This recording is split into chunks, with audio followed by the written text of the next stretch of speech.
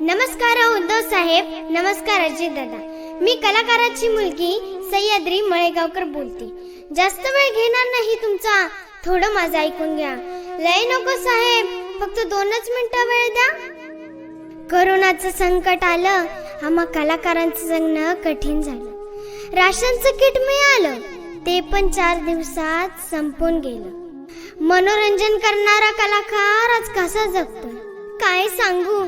पोटाची खळगी भरण्यासाठी सगळ्यांकडे हात पसरतोय. यात्रा जत्रा सीझन सारा घरात बसून गेला. आता तर गणपती नवरात्र उत्सव सुद्धा आला. छोटे मोठे कार्यक्रम होतील तेव्हा घर आमचं भागन, नाही तर तुम्हाला कलाकाराच्या आत्महत्याचं पॅकेज जाहीर करावं लागन. शेतकरी भाजीपाला फेकेल, कामगार रस्त्यावर येईल. आंदोलन हे साहेब आता साऱ्यांचंच होईल. चालू नाही झाले कार्यक्रम तर बिचारा काय करेल. कलावंतांच्या घरावर भरसणासुदीत नांगर फिरेल. घरात बसून बाप माझा विचार करत राहतो.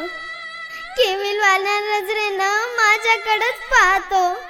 होतं नव्हतं तेवढं सारं घर खर्चासाठी मोडलंय. आज तर माझ्या आईचं मंगळसूत्र सोनाऱ्याकडे घाण पडलंय. ओ मुख्यमंत्री साहेब, मी चिमुकली तुम्हाला पदर पसरून जोगवा मागते.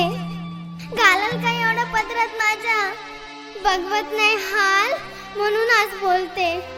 कलाकाराचे घर फक्त कार्यक्रमावरच चालते. रंगमंचावरचा त्याचा कार्यक्रम चालू करा ना पुन्हा. अहो रंगमंचावरचा त्याचा कार्यक्रम चालू करा ना पुन्हा. काही नको साहेब, पाठीवरती हात ठेवून फक्त लढ